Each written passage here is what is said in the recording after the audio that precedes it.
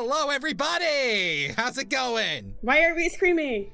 I thought we were gonna be screaming. We're just screaming out into the void for all of those who wish to learn about the dragons. About our road trip. The dragons. Let's go. Let's go. I put my hat on and brought my very much working whatever the word is in English. I do not know. I forgot. Yeah, you look pretty prepared. You look travel ready. Yes. No food. But I have my thing. Oi, wolves. No. Behave yourself. Behave yourself. No these nuts joke. We're in the presence of a real dragon here. You will treat her with respect. I don't treat anybody else with respect. I don't expect anything. Okay. Whatever you say. Alright, so, hi. For all of those who came in here, ganked by Vegan, welcome in. We also got Hikaru and Wolves. Thank you so much for coming in. And for introductions, I'm Cass Wilder, part-time archaeologist, full-time explorer of the ancient world, also part of Bijou Life's second-gen Mytherium. As a secret of truth, you never threaten me with a wild time. And joining me today is, would you like to introduce yourself? Yes, hello, my name is Lotan Aldiris. This is the first time and the last time you'll hear my full name, and purely for this dragon stream will I redropping my full name. Hello, I am here to accompany Cass and see if I can find some long-lost cousins in Poland. That's it. Yes, we are going to be talking about dragons in Poland. So, we were thinking about what kind of Myth Monday we wanted to look into. So, Lottie wanted to talk about dragons. And so, me, being a Slavic boy through and through, full-blooded Slavic boy, remembered that Poland actually has dragons. So, more than expected. Quite unexpected, yeah. But while there is one particular dragon that is actually more famous than others, there are still a lot of other dragons that are worth discussing. So, I decided, why not take Lottie for a little road trip around Poland? To the old country. I've never been in Poland before. I've never been there before. I'm excited. All right. I think you're going to love it. I mean, like, the pierogi are just to die for. That sounds amazing. I have no idea what you just said, but that sounds amazing. You ever heard of pierogi before, or have had any like dumplings? No. Oh, no. No. Okay, so like pierogi are kind of like dumplings that you stuff either like cheese and potatoes or meat or like what else do they add in there? I know that they add like sometimes a little sausage and onion. But it's incredible. Ooh. They also stuff fish in there. there. Sounds like my kind of dumpling. Yeah. It's kind of like the how do I say, gyoza a little bit. But these are more are cooked like Italian style inside of a pot. Oh, yeah. They're more like in a pan or what? Or in a pan too. I don't know. Yeah. That sounds good though. Yeah, they're really good. I will be eating all of them. All right. And let's see. Let me try to see if we can get everything. Oh! Sentient box. Polish road trip. I see you're both visiting the... We just had this conversation! We just had this conversation! Why? Where does that come from? Tell me why! Well, guys, you have the first fanboy specimen right in front of you here right now. Oh, no. I said we wouldn't do this conversation. I said educational. Chat mentioned it. We just had this conversation and we were very adamant about not bringing this up, but what if you brought it up? The Femboy production facility country. Why? Why do the femboys not come from Japan but from Poland? Answer me that. Oh my god. I have no clue. Oh, I think I realized my hold on. My what's it called? Not my alerts, but my rewards are off. In fact, it's on Kimi's, that's why. Crud. Cass, you looked so adamantly into everything, if everything was right before stream. I tried, and you okay? still missed something. There's always that one thing that I fail to account for. I'm not perfect, okay? I'm not perfect. Nobody is perfect. Except me. But that's a different story. Thank you for the head pads. Thank you. It's an operation. Why? The femboys from Japan look exactly like the girls, so you never know in the first place unless you get into one's pants. The real no. First of all, I'm a married man. You don't have to get. No, I'm not having this conversation. No, absolutely not. To play into this theme, is Poland a center of IT professionals? I don't know. I've never been there. I can't comment on that. I'm not really too sure. I'll ask some of my relatives about that. Because my relatives have different occupations. My cousins do stuff differently from IT. But I'll double check. Thank you. Oh gosh, this is gonna be a beautiful stream, isn't it? Educational only, chat. Educational only. Exactly. Hey man, I'm married. I've talked extensively to my wife about why all feminine men come from a test tube shot out of the list. Sentient, calm down. Oh god. As for whatever reason, IT seems to be a gateway profession to femboys or furries. Okay, so this is leading. This is not dragons. Okay, so I gotta actually add something. So apparently, the most looked up tag for, nocturnal activities on the internet in Poland seems to be monster girls. What is this conversation, guys? I'm Talking sorry. about monster girls. It's gotten this well out of hand. Also, Proxy, how's it going? Welcome into the stream on YouTube. We're off to a great start. I gotta say, I said nothing. It's not my fault. It's not my fault. I know it's not your fault. I know we had a contract. Okay, we ensured ourselves that we would not bring up this conversation, and yet it's staring right at us. Furries run the world. The shadow government isn't run by lizard men, but people in 5K fursuits. What a conspiracy! I forgot about my tinfoil hat. But that's not what we're here for. I'm sorry? I wish I was a furry. At least I'd be rich, because the fursuits are fucking super expensive. That's true. Oh, there is actually a horror story about furries that I remember.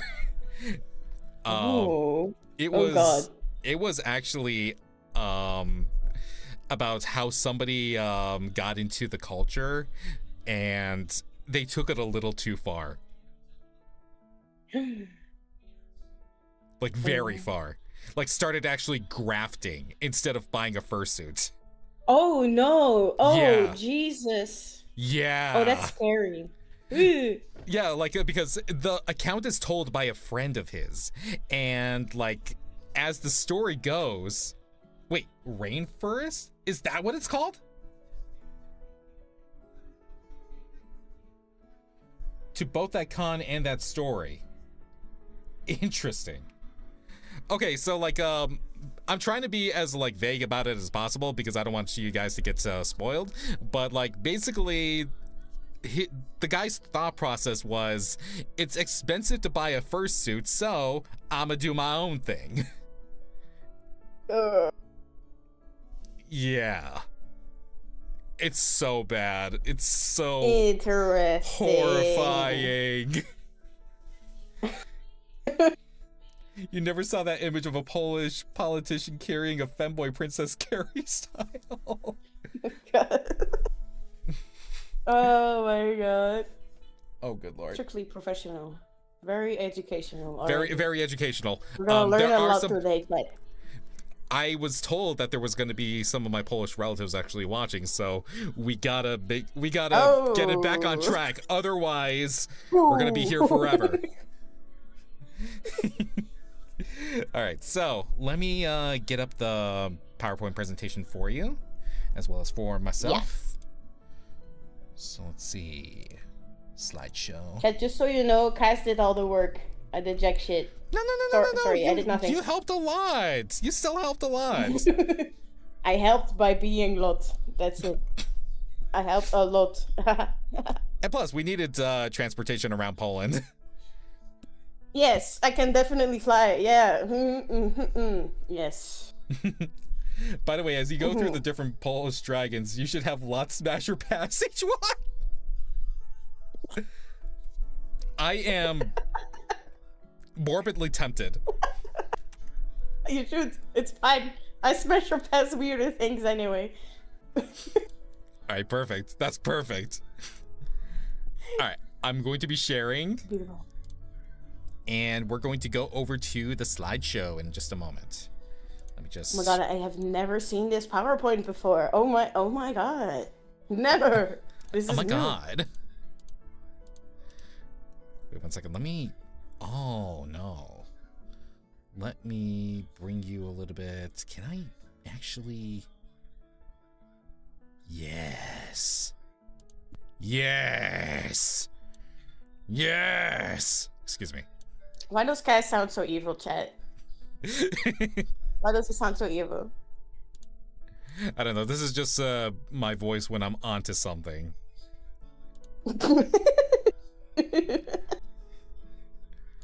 Evil Cass is gonna take away all your sheep. What am I gonna do with all that sheep? You're gonna eat all of them. You're gonna turn into a dragon and eat all of the sheep. True. And then steal their women and... Well, no, I only need one woman. I'm only one woman. I'm monogamous, okay? Oh, yeah, okay. One. If we're talking about stealing girls, I might as well just get anime figures or something. I'm better off just doing that. I mean, among the myths and monsters of Mytherium, he's just a little goober. He has to be a little evil. I mean... Don't worry, we're planning on making him immortal. Don't worry about it. Well, we'll see. I mean, I might go through a little bit of some mortal challenge or something, because I can't get immortality for free. That's for sure. I think you just have to ask Kawa. He's immortal, so. I don't think Kawa would be inclined, personally. We'll see. Just give him an uwu face or something like that. I don't know. Play Elden Ring with him. That might work. Let me see if this BGM is actually good. Oh, I like this. Peak. Okay, so welcome in to Polish Dragons Myth Monday. How would I polish a dragon? Well, you probably have to ask its consent first before you do that. Feels like a head rub. The polishing. Oh, there was actually a funny story that my parents once told me. Is that there was a man who married a Polish woman. No, a Polish man who married another woman of a different ethnicity. And one day he went going through the stuff, his vitamins and such in the bathroom, and then he noticed something that was frightening to him. So he called the police and he said, "You gotta come quick. My wife is trying to kill me." And the officer on the line says, okay, what's going on? Why do you think she's trying to kill you? Because I just opened the cabinet and I saw something called Polish remover. It's Polish remover. Bro. Damn. Yeah, so that was a thing. I love those jokes. All right, let me get the... Okay, perfect. I got the chat up. I got YouTube chat up, so nobody is feeling left out. All right. Hi, Agents Fujimara. Welcome in.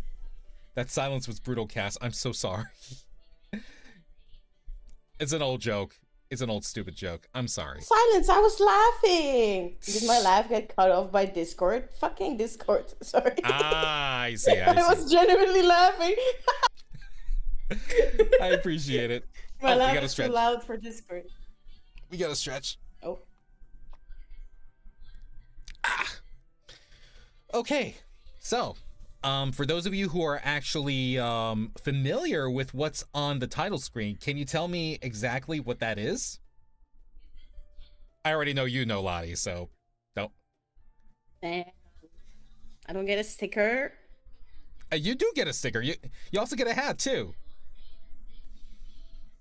I stole the hat. Then you've earned it. You've earned it. You get full rights to the hat that you stole. Exactly. All according to plan.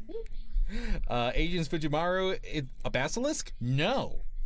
That is actually... The basilisk is actually the second famous so-called dragon within Poland. This is the first. Dun, dun, dun. And we will get to it in just a moment. This little guy has my I like the name. Or it's not really a name, it's more like the location, but wait, no, is it? I don't know. This is the cave lizard? Close, but we're looking for a name. You gotta be more specific, Kika. There's a lot of cave lizards today. Exactly. Lindworm? Close. You guys are very close. Smoke something. Okay, I will take that. Ooh.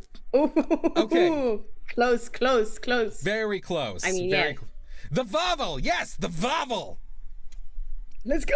Very good.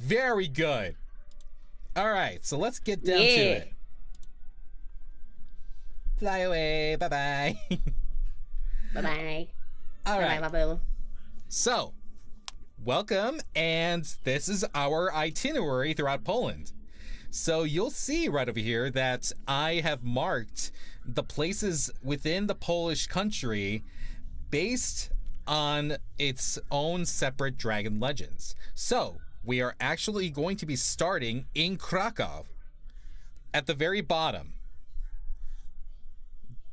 So that used to be the capital of Poland, and that is where we're going to start. Then afterwards, we're going to visit Bytom, and then see the Silesia side within the mines, and then we're going to go to Wrocław. Then afterwards go southeast down to the border between Poland and Slovakia, and then I'm gonna have Lottie carry me over to the northeastern side. It's gonna be such a tough journey, Chet. I can't fly, but I'll try. I mean, I hope I'm not too heavy. I mean, I got a lot of equipment, but and our luggage. I mean, I can't fly. Oh. Sure. Okay. Yeah, I'll try. Sorry. Okay. It'll be fine. Otherwise, we could just take a bus, or I can carry you. Yeah. Or. Yeah. Okay. I don't need carrying. I can walk. I'll just carry you on my back. Luggages on both hands. Just big training montage. Eye of the tiger blasting in both of our ears. Throw me off a cliff. I'm sorry. Teacher, their hands weren't raised. Oh. I'm sorry, I didn't know. Wait, is there an emo for raising hands? If you guys have If you guys have an emote for raising hands, now is the time to use it. Anytime you have a question, or anytime you're answering a question of mine. So anyways, back on topic. So, Poland has a rich tapestry of local legends, myths, and folklore. And this is why. Because Poland itself is like a borderland between West and Eastern Europe.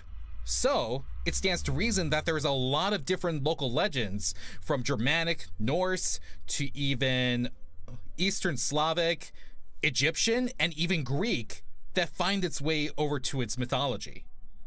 So you have nature spirits, monsters, demons, and heroic tales as a majority of its tales. It has a bestiary. And yes, that can actually work as an emote. That works. It does. So, and like I said, it's heavily influenced by or blended with Catholic and Christian tradition. It's not until like when Catholics began their little crusade around to Europe trying to bring people to the Lord that a lot of these tales of gods and monsters became saints fighting demons. In fact, one particular god that we will get into will become the inspiration that becomes the legend for St. George versus the dragon. Borderlands? Oh no, we're on Pandora. You know, it might as well. There's a lot of different stuff that goes on in Poland. It's not just the dragons too, because you've got Leci, you've got Rusalka. You ever heard of Rusalkas?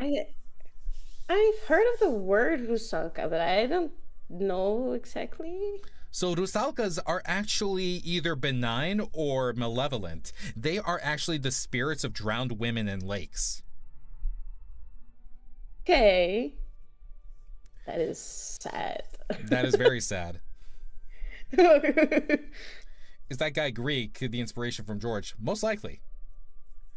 Here's the thing, a lot of different tales tend to meld with others, and you will see a certain deity that actually shares similarities with surrounding folklore. Yeah. And of course, we have like traditions and festivals and inspired novels by Andrzej Zapolkowski.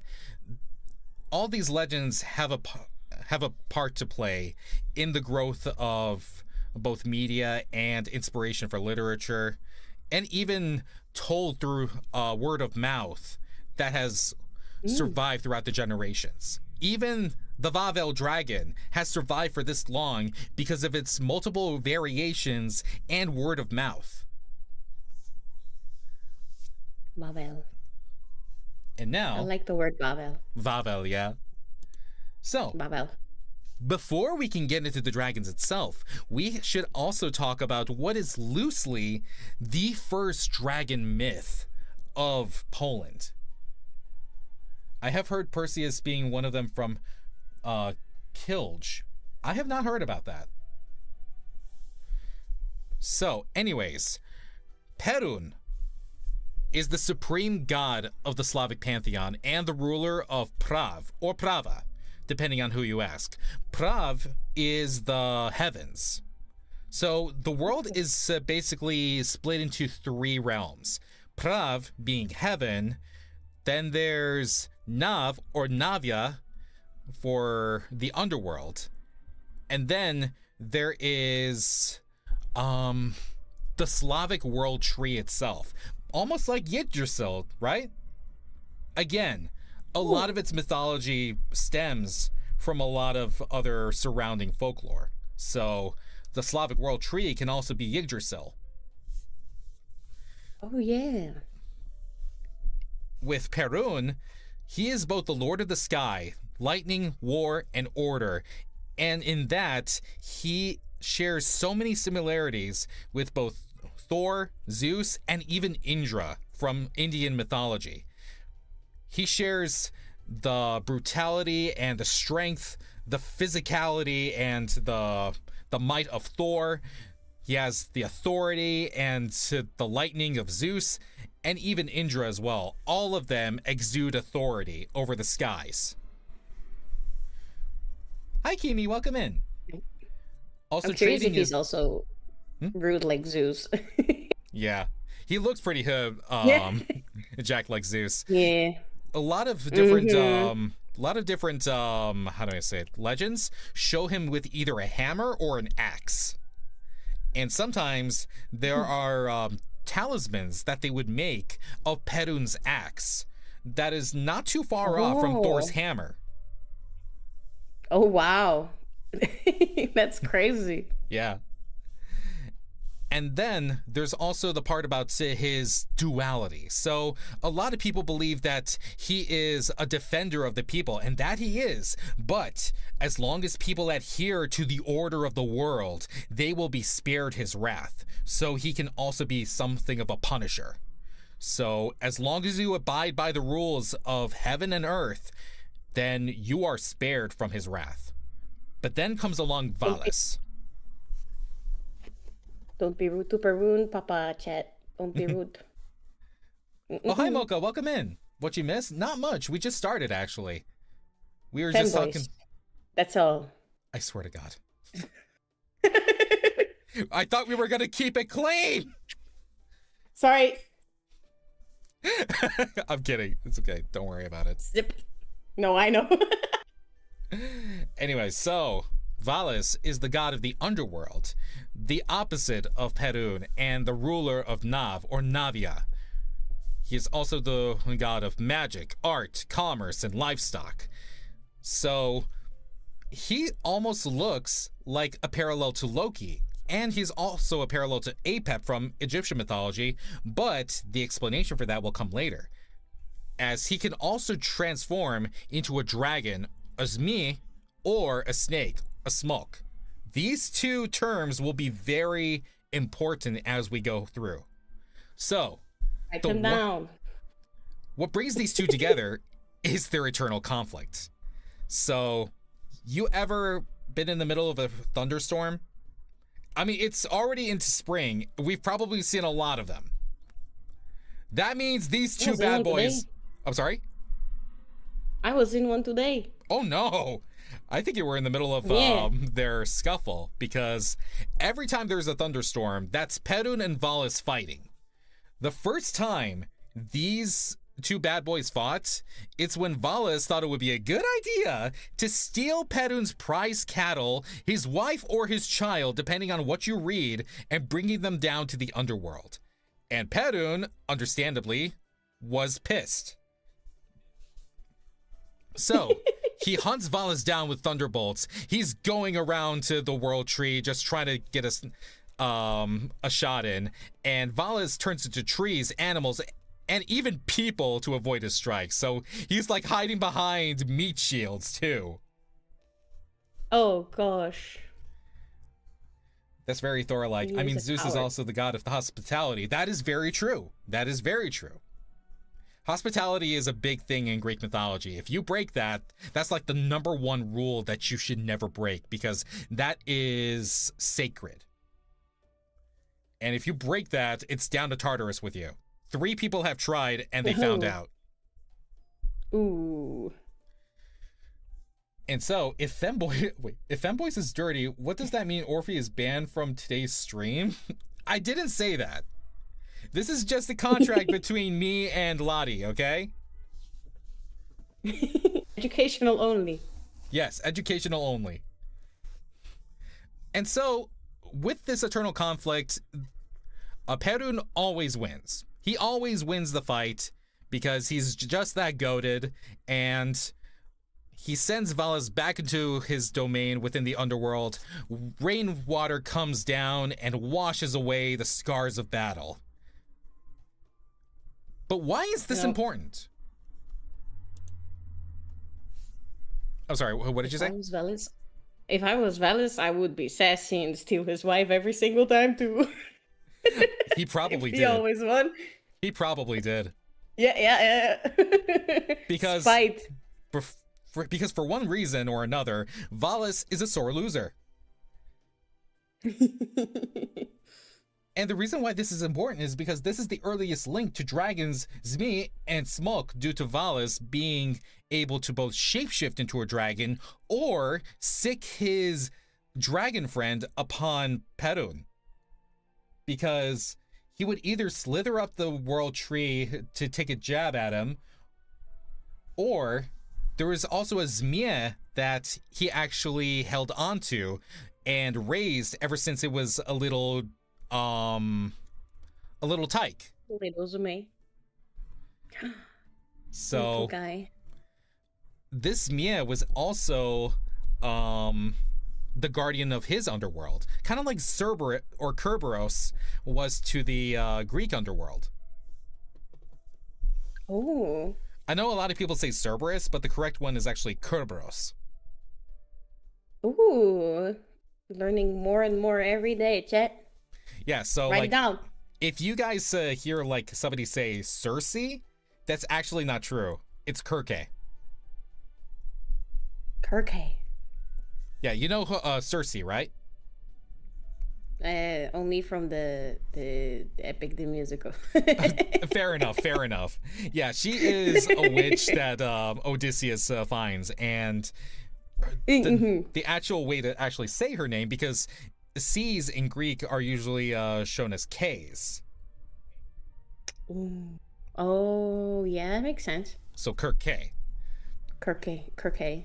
I also know that because Kirke is also a pen pal of Kimi's.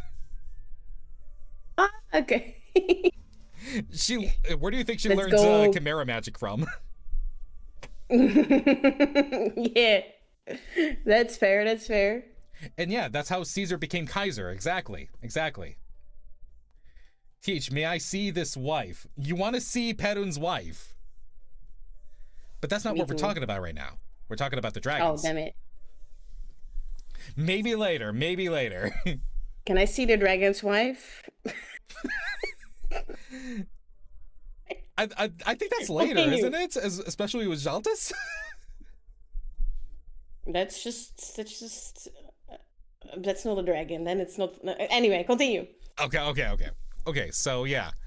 A lot of other versions like to say that Valis sheds his skin during his conflict with Perun, and this creates more Jmi and more Smok.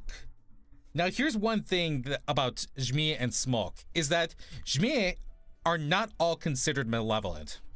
Sometimes they're guardians or even just chaotic forces of nature that follow their own rules, their own standards. However, a Smok is a little different, because Polish Smok are usually a premature Zmia, and they can become a Zmia after 40 years. But during that time, a Zmia is kind of like a snake.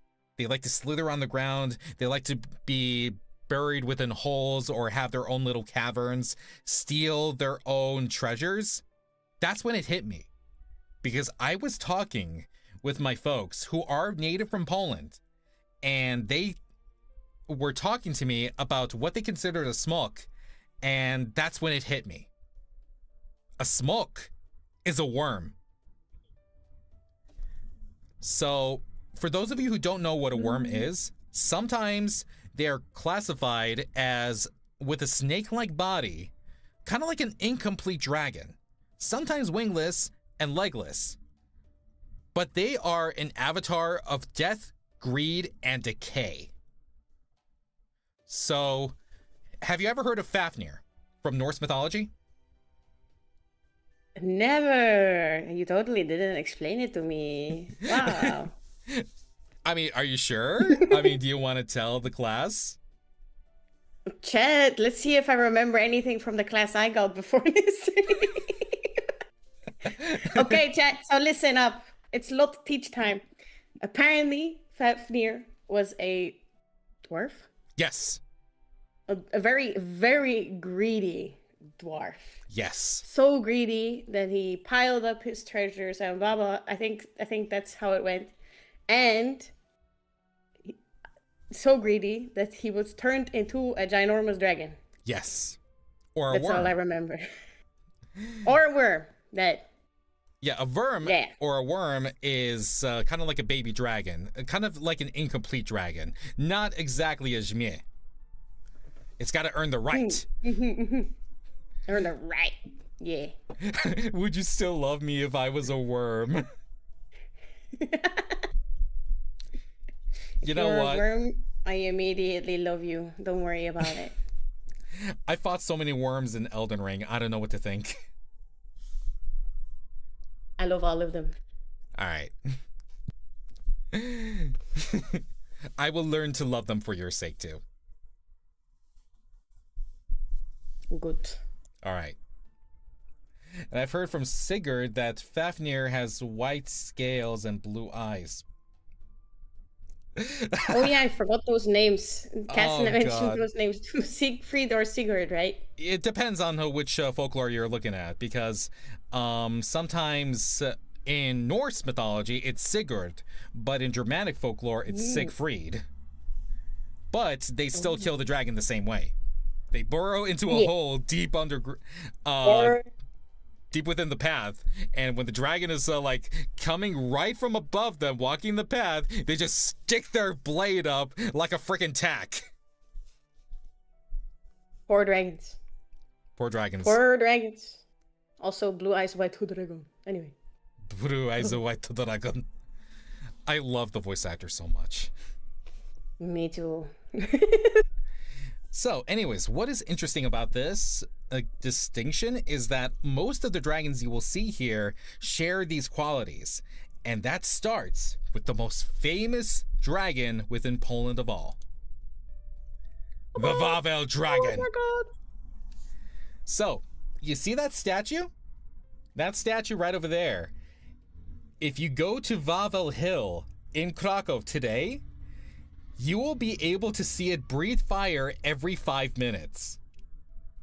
I gotta go there. Did you wish Caesar a happy Mother's Day a lot? No. Also, hi Willow, thank you so much for the head pats. Welcome in. So anyways, here's the thing about why this makes it the most famous dragon of all, is that this is the dragon that actually got a place in one of the most important documents in Poland, and that is the Chronicle of Poland, written by Vincente Kadłubek. I'm sorry, my Polish is a little off. But what's important is that this man used to be the first bishop of Krakow. That is some strong engine. Yeah, it's powered by gas. And so he's a bit gassy sometimes. He's a bit gassy, yes.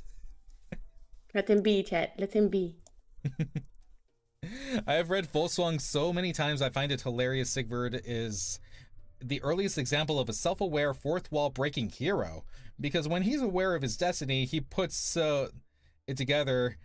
So until I fulfill my destiny, I can't die, and goes on all these side quests to indulge both selfish and selfless whims, taking his sweet time to the end of the story. Wow, that's interesting. I really need to read more into stuff like this. Same. I know nothing. All right. So there are 3 to 4 versions of the story that exist, but the one constant is the dragon itself, the Wawel dragon. So a long time ago, this dragon was described as a całozerca. A całozerca means something that eats something whole, like a snake. So it didn't really have teeth that it could use, because it would just eat its prey whole. Ooh. And it lived in the den underneath Wawel Hill and terrorized the locals. So it would demand weekly offerings of cattle and sheep and even virgin women to satisfy its gluttonous appetite. And they would kill all who opposed it. This guy was the MVP of Krakow. And so So what do you think about this dragon Go lore? ahead. On a scale of smashness, probably smash. But he is a little gassy sometimes, but that's just me. That's kind of sad. And also, I think he loses aura for the fact that he demands virgin women. At least demand virgin men as well. Equality. Anyway, yeah. I gotcha. That's valid. All That's serious valid. though. All serious. I think this is a pretty cool statue, and the fact that it burps fire every 5 minutes is pretty sick. Yeah.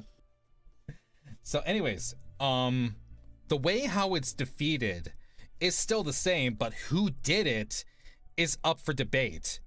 But the most famous variation of how the dragon was slain comes from the story in which a humble shoemaker or a cobbler named Scuba volunteered to make a proxy sheep filled with all kinds of flammables. I'm talking sulfur, I'm talking what's a good flammable? All these flammable liquids. I don't know. Anybody work with dangerous goods or hazardous materials? Oh, there was tar. There was tar Alcohol. in there. Tar. Yeah, tar, sulfur, TNT. You know what? Gasoline. We might as well. Greek fire? No. If it was Greek fire, it wouldn't be that special to the Greeks, now would it?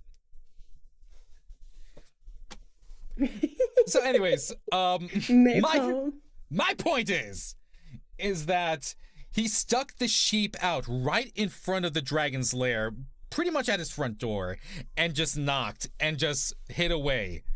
And so the dragon, not remembering whether or not he ordered Uber Eats, decided to say, oh well, it's free food anyway, and swallows the proxy sheep whole. But what it does, it just makes his stomach go haywire because of all the flammable liquids. So he starts breathing fire, his throat getting so dry and dehydrated that he can't take it anymore. This man was on fire from the inside. And so he decides to go over to the Vistula River, where he drinks as much as he could. He's pretty much draining the river at this point, and it's still not satiating his dryness. So it gets down to the point of absurdity where he balloons up from all the water, and then boom, no more dragon. And so that was the end of the Vavel dragon, killed by being too thirsty. He's too thirsty. Man, it must have been like a really well seasoned sheep. It was a really well seasoned sheep. That's some bad Taco Bell dinner. Indeed. Indeed. Exactly. Very spicy sheep. So yeah, I think our boy Vavel Dragon over here was the first one to experience what a Taco Bell dinner was like, way ahead of its time. This is the karma for the virgin women. Yes.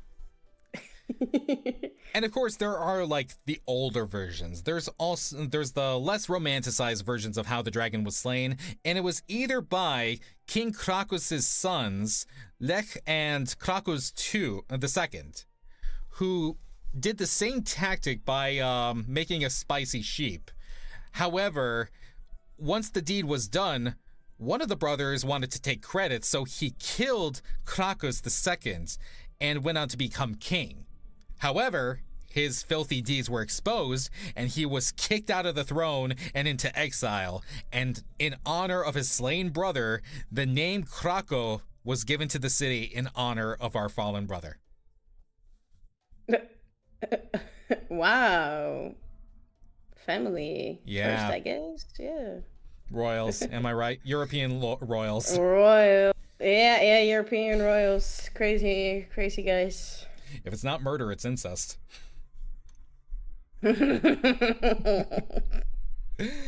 Diabolic. Spicy sheep sounds tasty. Kimi, you want to eat a proxy sheep made of flammable liquids? I think Kimi would survive. Kimi is goated like that. Yeah, you know what? You're right. You know, she also breathes fire too. See, that's why. That's why she would survive.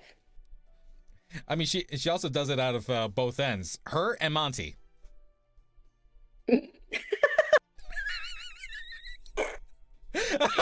that I think about it, are we sure Monty is not a Zaltis? So how you say that word, Zaltis? We'll find it out later. Probably. A Zaltis? A green snake? I don't Zaltis. know. Well, I know that he likes to eat things whole. He has teeth, but he doesn't chew.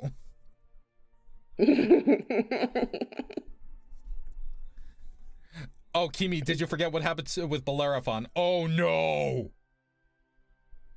Oh, that's a totally different myth entirely. So, a little segue from this myth. What happened to the Chimera?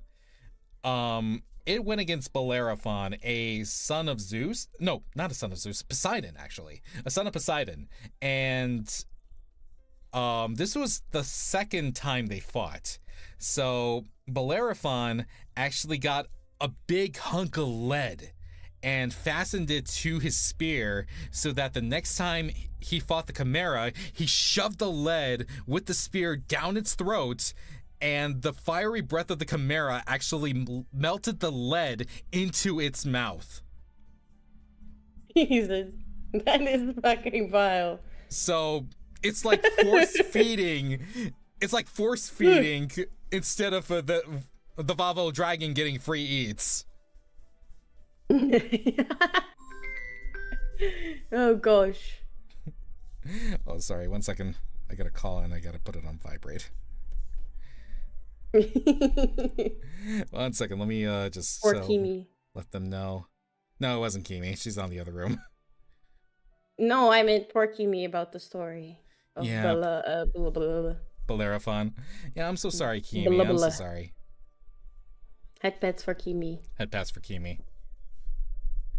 Wait, Kimi, come over here. I want to give you a head pat.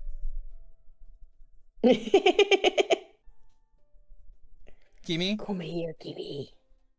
Come here. I want to give you a head pat. Come here.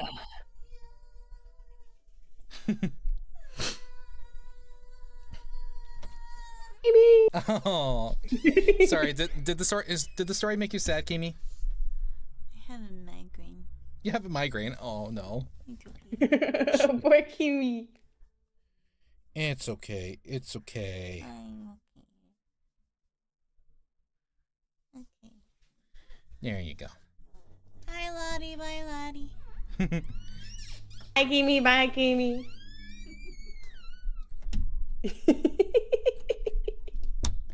All right. So, anyways, let's move on to the second part about the Babel Dragon.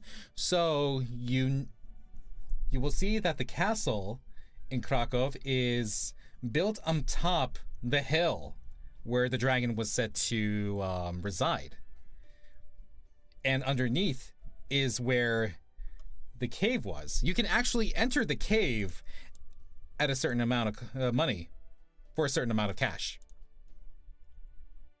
I'll have to do that, see if it's a better house than the one I have right now. I think you will like it. It's very spacious, Looks nice. too. Very cozy. A lot of light. A lot of space for all my plushies. So You have a lot of plushies, don't you? that's my word. Of course I do. Now here's the thing. I gotta know. So you hoard plushies and you live in caves. Does that make you a smok? Or Jmi? Well, I feel like I'm still in my younger years. I'm not 40 yet, so I'm probably a babu, little baby. Okay. Not a little baby, but So we're talking about a smok then. More. In the Polish eyes, you would be a smok. yeah, a smoke. Oh, so that's why we've been getting into lines easily. Everybody just runs away in fear wherever I see them. Yes, correct. A castle built on a hill where a dragon supposed. Dumplings. I'm sorry. Now we can get our dumplings faster. It's okay. Yes, exactly, Okay. exactly. Are we in Whiterun? Whiterun. What is that again? Is that from Warhammer? Skyrim. Skyrim. Skyrim. I wouldn't be surprised if some of the influences here were referenced in Skyrim. The names certainly... the names are more Norse. Now that I think about it. Yeah, true. Have you been into the Cloud District recently? Not really, no. No, don't go away.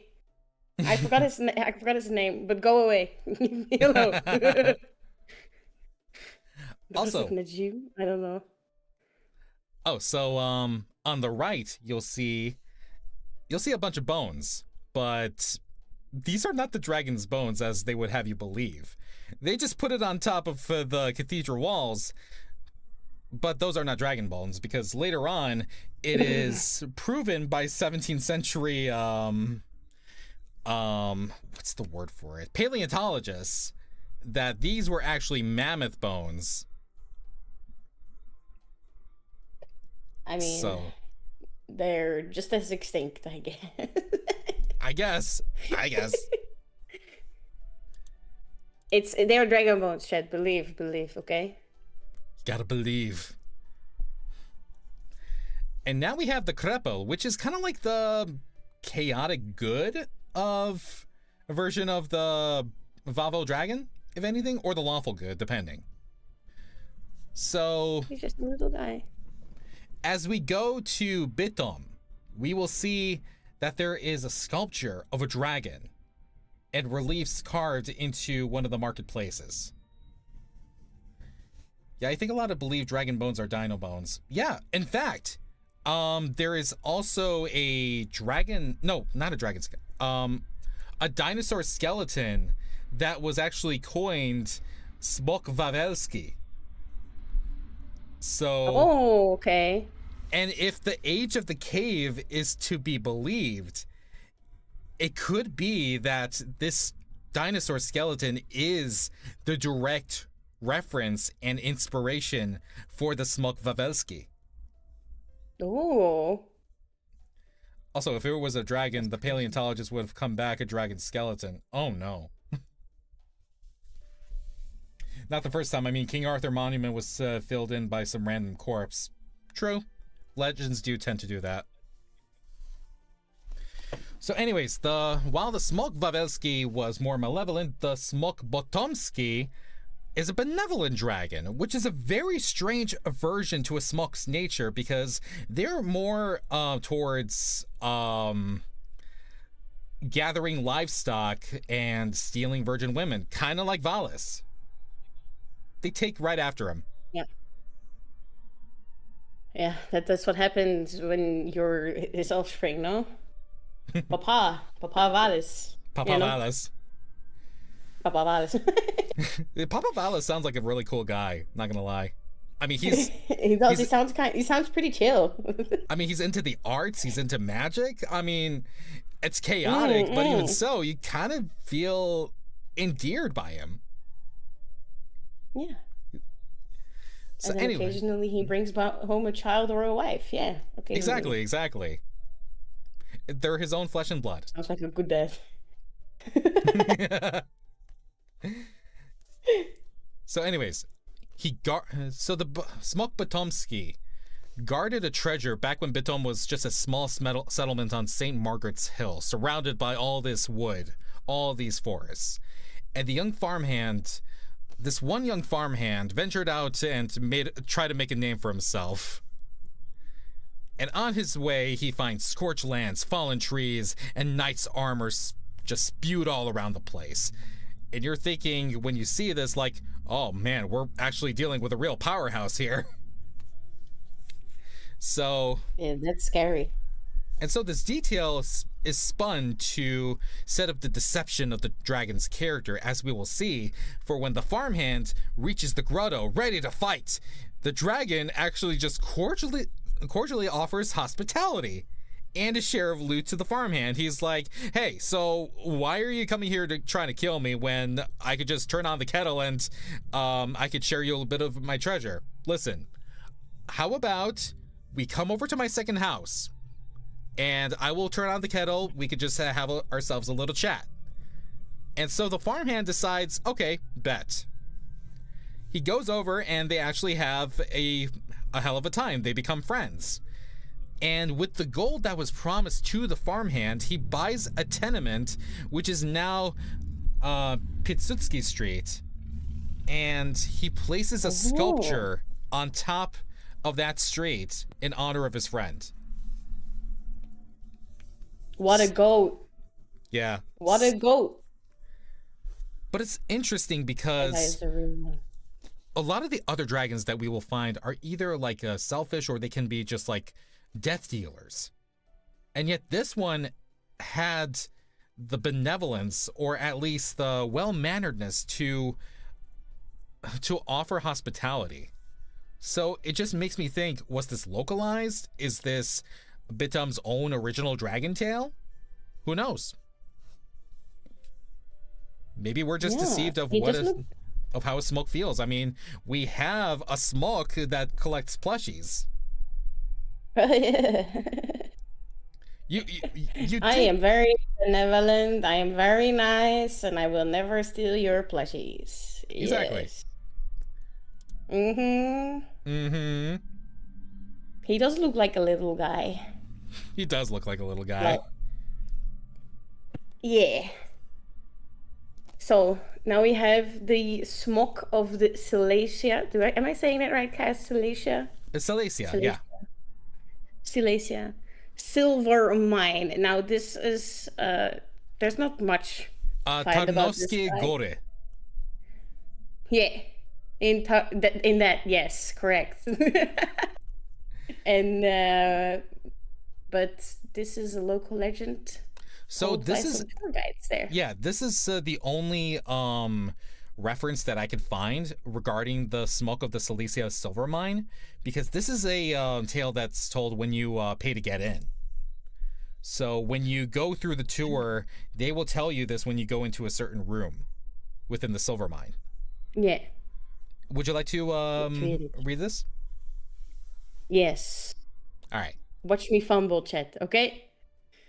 The story unfolds at a time when the silver mine in Tarnowskie Gori that's good. was managed by Guys is judging me, chat. The mine was located on their property. The prince, the mine's owner, ordered a crown made for his daughter from the first silver ore extracted. Wanting to see how the miners worked, the princess one day descended into one of the mine shafts wearing her beautiful crown. In one of the underground passages, she saw a dragon. She was so frightened that she fled, and in the process, she lost her crown. The dragon with the silver crown still hides in the mine's basement. Perhaps you'll be able to see it. And I've seen certain illustrations of said dragon wearing the crown. It looks like the gecko from Geico. On all fours. He looks like a little bean. He looks adorable. He's a little bean.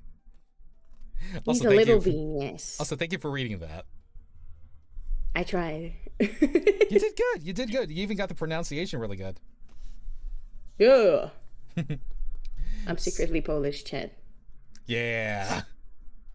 We're meeting her extended family. Yes. This is my third cousin removed. Third cousin? I don't know how that works. Third cousin, yeah. Oh my lord. Yeah, his name is I don't know. I forgot. Sorry. That's okay. No, keep take your time. I don't know. I don't forget. I don't know what his name is. Basement Dragon. Hey, do you have a minute to talk about car insurance? No! Do you have a minute to talk about your car's extended warranty? No. Hey there, buddy. Do you have a moment to talk about our Lord and Savior, Jesus Christ? Oh my god, he kind of looks like he would speak like that. Yeah. Would you like to meet him? Oh He sounds no! like he looks like a little goblin. Yeah. Oh, this one's a really funny one. So, this is Strahota. So, like the Vavel dragon, Strahota was a malevolent smoke who feasted on cattle and people, sometimes virgins. Again, Why always the virgins? I guess they taste better? Eh. I don't know. I mean, like, why I don't does Bowser always go for Peach? And not for Mario? Yeah, good question. I mean, as far as I know, Peach doesn't get any game aside from just making cakes for the plumbers. Good point. But are the plumbers virgins? Because then we're talking about a different story. Guess we'll never know. Virgins don't taste like pain and disappointment. Holy shit. I'm sorry. But virgins aren't seasoned, so... So it's Anyway. kind of like more of a seasonal meal, I guess. Strahota. Strahota.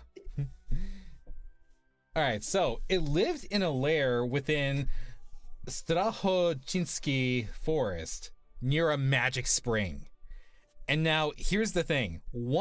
This tale is one that does not end with somebody fighting dirty against a dragon. Because this magic spring will come up later. Finally. Because whoever drinks from the spring gains incredible strength. And so a young adventurer by the name of Konrad reached the spring, drawing upon its power, and fought the dragon mano a mano. Kind of cheating still, though. You think so? Kind of cheating. I would say it's more like just fighting on equal ground. Nah. But I might be biased. All right. And so the dragon lost, and wounded with its tail between its legs, it fled and went to a swamp where it tried to eat its way through the pain, and apparently the mushrooms that it ate were poisoned. Oh my god, poor guy. He got so desperate he ate poisoned mushrooms, no. and he just died in the swamp. And so because of this, Conrad the Adventurer was named a hero and was given some land. But the locals also say that the spring is still out there, hidden deep within the woods. So, I don't know. I'm feeling quite parched. What about you? Let's go there. Let's go there. I can walk a little bit longer. I'm thirsty. Yeah. Let's go get some sip. Do you think they'll have dumplings there? Probably. We can make some dragon dumplings too. Let's go. Are you okay with eating your own kind? Cannibalism, what the fuck? On stream! Cannibalism! Hey, that's why I asked. This is why I asked. Cancel him, Chad. Cancel him. He's talking about cannibalism. Okay, wait, no. I won't actually say the words too many times before anything thinks we're actually talking about it. Uh-oh, I'm starting to hear the sirens. Let's move on. Yes. All right, so this is an interesting one because this is at the border of Slovakia and Poland, down at the south border. So you have this beautiful view of the Tatra Mountains. Hi, Hoshi, welcome in. Hello, Hoshi. Yeah, let me get a shout out for Hoshi, my little bro. Hoshi Nugget. There we go. How are ya? We're doing good. How are you? We are talking about dragons within Poland. Dragons. All right, so the Tatra Mountains. It's a very nice place to go hiking if you're okay with the wind, because the wind over there is a little bit hot. So this is a series of mountains within the Western Carpathian Mountains. You might remember the Carpathian Mountains from, like, say, Dracula.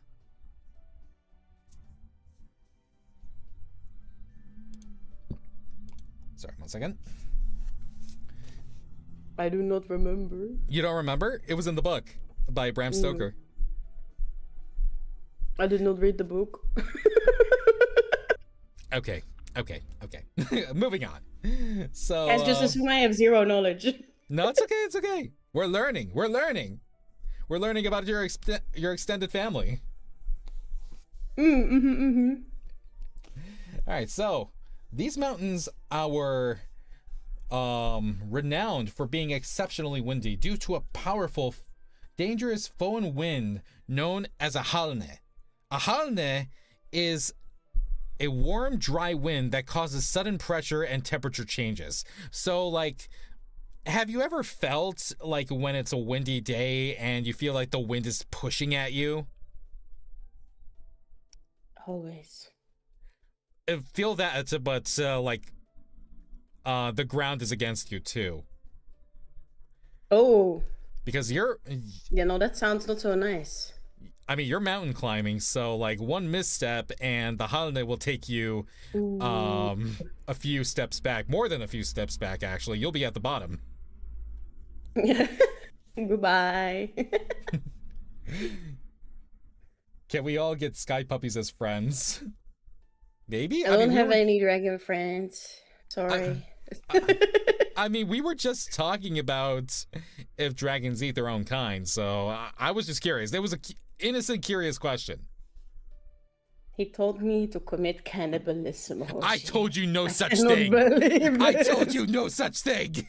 I cannot believe this.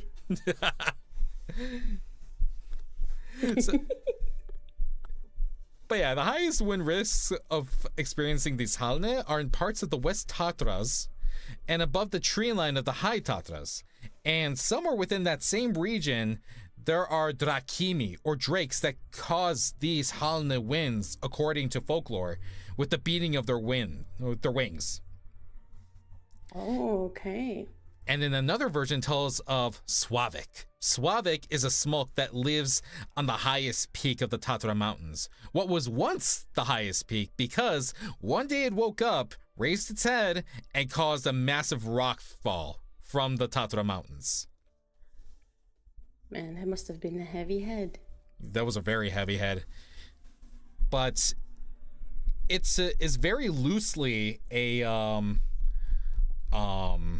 dragon legend within Poland, because Slavik is actually from Slovakia, technically. Because the highest peak is within Slovakia, but even so, the Tatra Mountains still extends to Poland, so I guess it still counts. Same thing, but different. Exactly. All right, now we're going to be taking an express flight over to...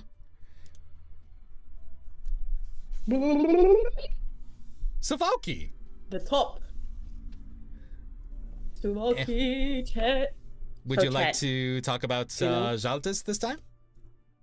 Yes. So, chat, you know how sometimes you might have actually ever seen like a grass snake or a snake?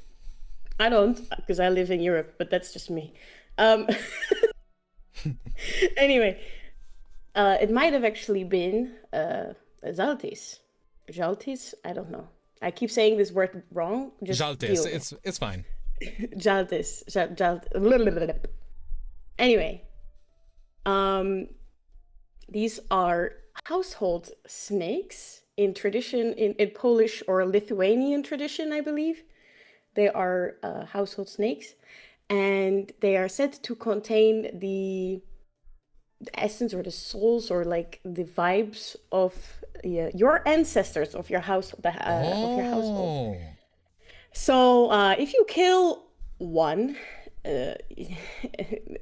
be prepared to face the wrath of whatever gods of all your ancestors because that is very much something they do not like. And they are protected little guys in traditional households. But since we're talking about like dragons and smok and zmei, and not just snakes, there is actually a very well-known.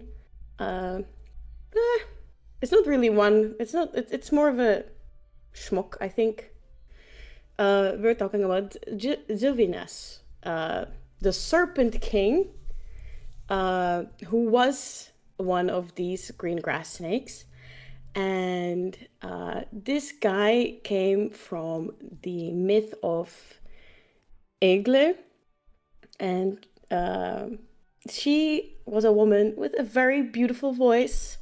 And this Sylvinas was like, I want her to be my wife. And I will not stop until she says yes. And nowadays, of course, that's no longer possible. But her family said no many times, and they tried actually tricking him by giving him a bunch of different kinds of livestock, like sheep, cow. I don't know how he kept falling for it, but every single time a little cuckoo told him, you're being tricked. Eventually he got really pissed, and he was like, if you do not give me your daughter, I will make sure you guys all die starving and stuff like that. Just a bunch of not nice stuff. Listen to him, the man speaks reason. They eventually, yeah. Then they eventually decided, okay, sure, you can have her. And she got taken into his palace, which happens to be in the sea, underwater. With him, she had 3 sons and a daughter. They were all named after trees, which is important later in the story. If you want to know, they were named after oak, an ash, a birch, and an aspen. And then in their Polish forms, but if I say it in Polish, I think I'll just get cancelled by all the Polish people. That's okay. So we're not doing that right now. I don't know the Polish names of the trees either, so that's fine. So after a while, Egle had forgotten about her family, and one of her sons asked her about her parents. And then she remembered and got very homesick. She requested to Sylvanas if she could see them, just see them. No, nothing like stay with them, just see them, you know. And he denied her, but said that if she could finish the following 3 tasks, she was allowed to go. Now, these 3 tasks, as you might see on the screen, are tasks that are very impossible to finish. Spinning a thread from an unending tow silk. That's gonna take a long time. Wearing down iron boots and making a particular cake with no utensils. I do not know how to pronounce this. Cass, go ahead. I'm not sure how they say it in Lithuania, but Kiskia Piragas? Good enough. I don't know. All right. Anyway, with no utensils, which is also a little difficult. But she talked to a sorceress or a sorcerer, and they told her to burn the thread, and by burning the thread, she found a toad, and that toad made it so that the unending tow silk was no longer unending, so she managed to finish it. She burned it as well. I don't know how that happened, but hey, whatever goes, I guess. They annealed the iron boots, making them softer and being able to wear them down. And out of starter dough, she managed to make a vessel to put liquids in and managed to make the cake. That's literally every single thing I can find about the cake one. It doesn't make any sense, but hey, sure. Ooh. And she managed to do all three, and reluctantly, the King of Serpents let her go. Just to visit. He told his children how to summon him so that they could come back, but told them specifically to not say anything else to that family. Her family, her father, her brothers. But when she returned, her family was obviously mad at the King of Serpents because they took they took their family, they took their daughter, their sister, and kind of forced out of her oldest daughter how to summon Sylvanas. How to summon Jaltas. Or Sylvanas. Yeah. And they did that by chanting this near the sea. Let me see if I can find it again quickly. Sylvanas, dear Sylvanellis, if you're alive, may the sea foam milk. If you're dead, may the sea foam blood. So they did that, summoned him, and because she has like a lot of brothers, like 12 brothers, which is insane to me, but hey. All gathered together at the shore and managed to slice the Serpent King apart. Damn. Now this part is a bit vague, but from what I read, it's Egle didn't know about this, and she didn't feel good about this, of course. And finds out that he's dead and meets, I think, hears his voice at the shore, and out of punishment for what her family did, she turned her daughter into a birch, I think, was an aspen. An aspen, and her other sons into an oak, an ash, and a birch. And eventually, because she was a little bit like her own punishment, she turned herself into a spruce. And that is the story of the King of Serpents and the myth of Egle, the Queen of Serpents. So, That's honestly a sad note to end on, because you think that she would actually punish the family, not her own kids or herself. Yeah. I got the feeling from when I was looking into it that it was more like the King of Serpents punishing her. That she felt the need to punish herself. But I also thought it was very sad. Yeah.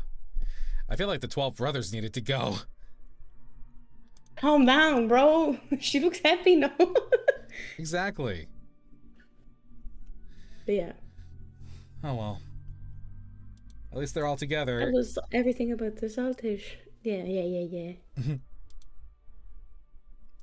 Alright, yeah, so... pictures you see her with the snakes. Mm-hmm. With the schneck. Schnecks. But thank you so much for that story. I liked it. Was a nice, I mean, it's not a nice story, but it was interesting to look into, so. It really was. So here's the thing about Gdansk. There is no local dragon myth. However, in this port city in the Baltic coast of Poland, and the sixth largest city, while there's no local dragon myths, there are still some references to dragons here through their water spouts. So if you go down Mariacka Street, which is a 14th century pedestrian street connecting St. Mary's Basilica to the Motłava River, you will see gargoyles that look like dragons. You'll see a little example right up top of me. Yeah, behind your head. Yeah, right behind my head. Yes. They look nice. Mm-hmm. That's different than the usual. And right over here, right next to us, is the statue of St. George killing the dragon, which is at the center of Old Town. And what's actually interesting is that some parts of the Perun versus Valis legend get Christianified into St. George versus the Oh. Dragon. Oh, okay. That's crazy. Of Yeah. course, always. And the fact that it's also a port city, meaning trade and also trading religions, also doesn't help the fact that this also would be in the middle of town too. But a lot of missionaries came in and out. Oh God, yeah. And now is... So many little dragons. Yeah. And here's the moment we've been waiting for. The second famous beast within Poland. It is the Warsaw basilisk. Dun, dun, dun. Dun dun dun! So, I've actually covered the Warsaw basilisk in one of my Myth Monday specials about petrification. Oh. Because a basilisk can also petrify another person by its gaze. But here's the thing. Sometimes that's not usually the case because they're usually dead before they get a good look at their peepers. And the reason why is because one of the characteristics of a basilisk is that it contains a deadly poisonous breath. So by the time you enter its domain, you're probably dead from the start. Breath so stinky, it's poisonous, chat. Exactly. That's so stinky. There's even tales about the basilisk itself trudging through forests and everything is decaying in its path. So this is a very viscous beast. This guy doesn't seem very nice. He doesn't, no. I feel like he's a very toxic individual. You could say so. I don't think you would want to smash this one. No, the head looks kind of weird to me. I mean, I agree with you because one of the forms that it could take is either the blend between a serpent and a rooster, a giant snake, like from Harry Potter, or just a rooster with a snake tail with toad-like features. The reason why it would look like this is because a basilisk is said to have been born from a cockerel's egg incubated by a toad. How is that possible? Yeah. No idea. Yeah. Seems normal. This always happens to my cousins, you know. Yeah. I feel so bad for your cousins, honestly. Me too. But yeah. Poor cousin. So how you would identify a basilisk is usually the little crown-like feature on its head. Usually it comes with a crown, or it has a crown-like tumor on its head, which gives it the name Basiliskos, which from Greek, which means little king. So, Little king. Oh. Little king, yeah. So it could be said that this is like the king of the serpents. Yeah. Oh. Oh, don't tell my bro Zilfin that. You know, don't tell him. All right, I won't. He'll be happy. Don't worry. Now, here's the thing about the Warsaw basilisk. We might have seen basilisks in other cultures, but the basilisk here, it lived in a basement in the ruins of an old castle in the Old Town Market Square. And it managed to kill 2 children who wandered too far into its lair and the maid who came to look for them. When the kids came down, they were struck dead. I wouldn't say struck dead, but whatever they saw, they were struck dead. They were already dead by the time the maid found them, and she just fell over and died as well. Oh. And when they... Oh, no. Yeah, when they brought their corpses up via fire hooks, they noticed that the bodies were not only stiff, but the way how their bodies were discolored, to the point where like their tongues were swelling up and their skin was a bright blue. It gave them all the information that they needed that, hey, we are dealing with a freaking basilisk. Oh, yeah. Yeah, So I would think that too. So either, according to the legends, the basilisk can kill with its noxious breath, or it can stare at you and kill you with just sight alone, or it could petrify you on the spot. Either way, it is a beast to be reckoned with. However, it is not without its ways to kill it. So, what they did was, they didn't want to risk one of their own. So, what they did was, they employed, or actually forced, a convict. He was a shoemaker who was native from Silesia. You remember the Silesia mines? Mm-hmm. He was from there. And he was charged with murder. He was a tourist in Warsaw who got convicted of killing a man wrongfully. And so he was on his way to his execution when they thought, hey, you know what? We can use this guy. Oh gosh. So how about we use you as bait, old chum, and here's what we're gonna do. We're gonna stack some mirrors on you. The beast, if the beast is there, is gonna look at its own reflection and it's gonna die. However, if you see it, or if you get in its toxic breath radius, then at least your death penalty came. We made good on our promise. Yeah. And so they stacked him with mirrors and blindfolded him. So he goes inside of the cave, not aware of his surroundings. And after a while, it just like uses a little hook to feel around its surroundings until he hits flesh. Ooh. The basilisk is dead from looking at its own reflection. What a goated guy. And so he brought it out of the cave and he displayed it to the townspeople, who recognized him as a hero and just alleviated him of all charges. Okay. And so they took a good look at this thing and they're like, it's smaller than I expected. How big This is is what it? killed our kids? Because, like I said, it may be a little king, but it's also little in stature. It could be a rooster with a snake tail, or just a mix of the two, like it's shown right there. Oh my god. If it's like a rooster, oh my god, that's really small.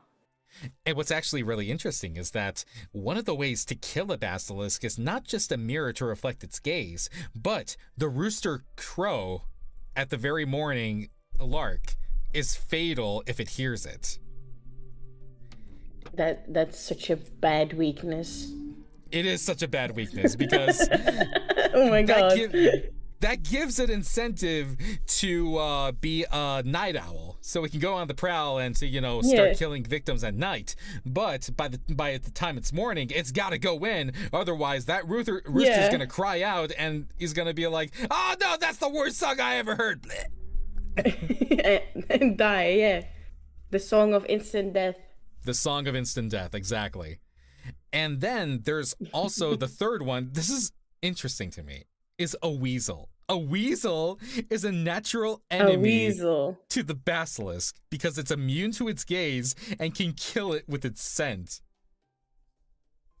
They make this guy sound so tough, and then you just need a weasel or a rooster. That's it.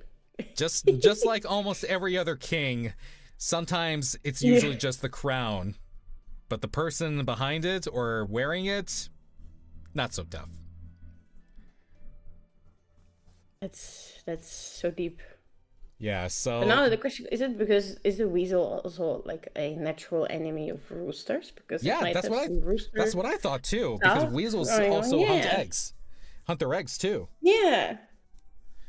So that little bit of rooster could consider it something of a nuisance, let alone a threat. It's just a glorified chicken. It's a glorified chicken, exactly. In fact, the fact that it has a rooster's biology in some variations makes it seem like it could be also a cockatrice. Oh my god. So... Oh gosh. But yeah. Cursed. So what do you think? Smash or pass? Final verdict. Pass on, at least on the one in the picture above. On the one below is a bit better, but the one on top is very cursed. I don't know. I Yeah. don't like that head. Me neither. Me neither. Oh, and I just now realized that it has chicken legs too. It Oh, does. that's even worse. Oh my god, that's like one of those like drawing thingies where you like randomize the animal. Exactly. Exactly. You're right. Kind of like one of those Pokemon randomizers. Yes, yes, exactly. Oh my god, very cursed. The one below at least looks somewhat natural. Yeah, that's actually made up of a whole bunch of junk, but they actually still make it work. Mm, And it's yeah. also the mascot of a certain restaurant. Right there, that's the Basilisk restaurant in Old Town. Ooh. We gotta eat So, there. Do you think they have the dumplings? maybe. Let's go. All right. That's how we're going to end the day for our Polish road trip. Just eat at the Basilisk Cafe.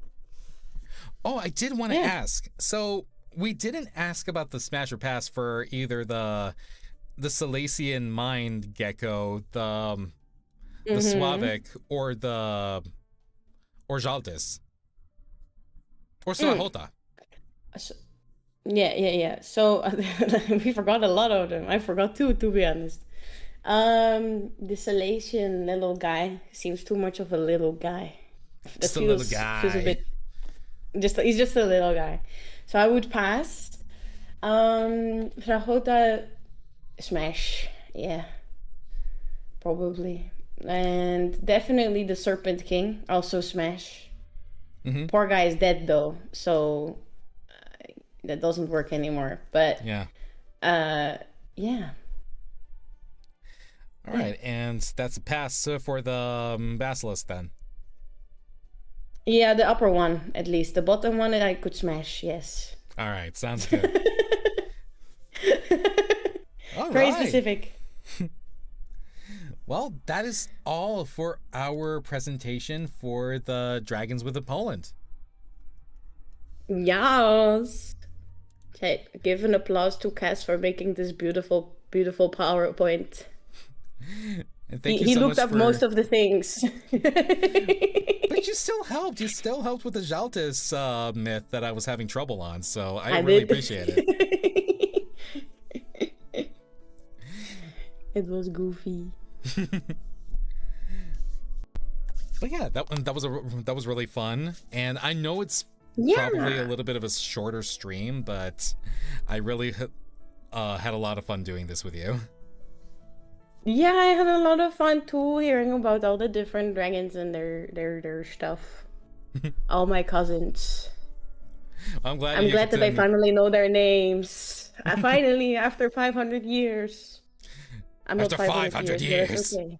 But it's okay. I finally met them. This is Yee. one big family reunion. Very wholesome. All the dragons, just one family. Yes. Who knows? Maybe you can have them take up plushie collecting this time. Oh, yeah. No, wait. All the plushies are mine. They can't do that. Okay, It's okay. illegal. So just you. Okay. Just me. Okay, what if you had them take up any other habit like collecting watches or stamps or something? Yeah, I don't really care what they hoard, as long as they let me hoard my plushies. So I'm all good. But what about the virgin women, though? I'm pretty sure they collect As virgin long as women. they also collect virgin men, then I'm a Oh wow.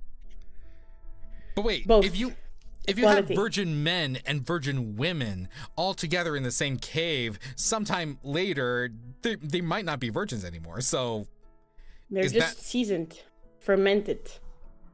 Ew. fermented. Oh wow.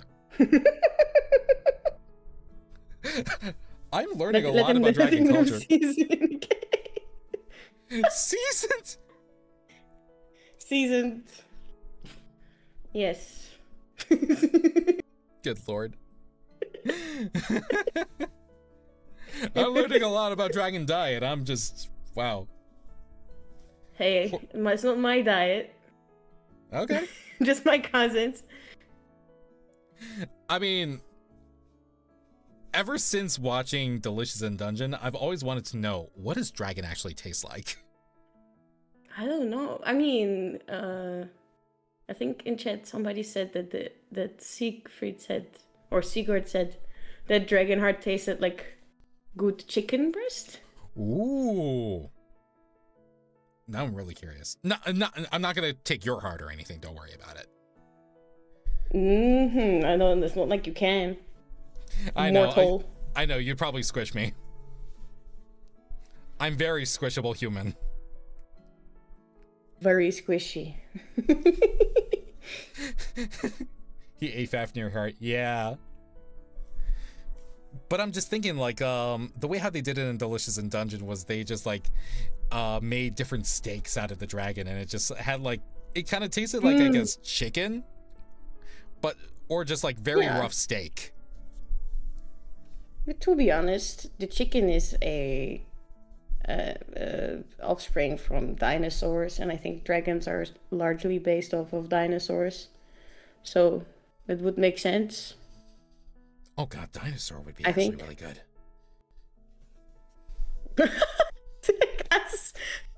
I'm sorry. Because I'm going after everything alive, Chan. I just have a very adventurous appetite, okay? If I hear that something tastes good, like crocodile, then I might eat it. I get it. They honestly do. I've never really seen much about the dungeon food anime, but the food looks so good sometimes. I'm like, bro. It really does. I admire the people that actually make the meals from scratch in their cooking videos on YouTube to make it look like the anime as possible. Even the collab cafes. Yeah. I get what you mean. All right. Now I'm hungry, and it's 15 past 12 p.m. What am I supposed to do now? Oh my gosh. All right, then I'm not gonna It's not late. I'm not gonna keep this running for too long, so I'm gonna go ahead and find somebody to raid in the meantime. Let's raid. Chat, make sure to steal all their plushies, okay? And then give them to me. Thank you. Let's see. Oh, I know who to raid. Evil. Wait, I had something to say, but it's gone now. Do you know Willow? I know, William. I don't think so.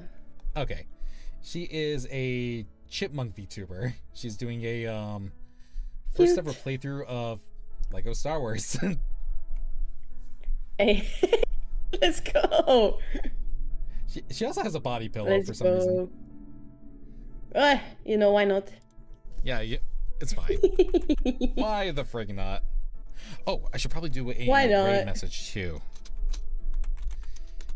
Here we go. So for those of you who are going to be raiding in, please feel free to copy and paste this message when you come in. And I'm going to go ahead and set up the raid. For those of you in YouTube, I don't have somebody to raid into just yet, but I will send you off in the meantime. So thank you guys so much for joining us, and hope you guys have a wonderful rest of your day. And I will see you guys all in the next stream. Take care, everybody. Thank you. All right, everybody say bye to YouTube. Goodbye, YouTube.